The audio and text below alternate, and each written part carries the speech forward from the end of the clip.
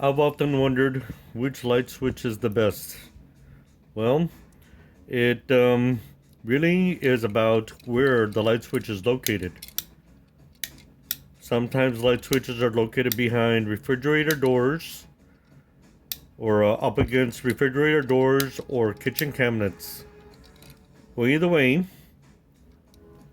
just discovered that these light switches are capable of handling voltages less than 110, allowing you to use them for science projects or other projects. The only drawback is they can be kind of pricey compared to other type of switches such as automotive.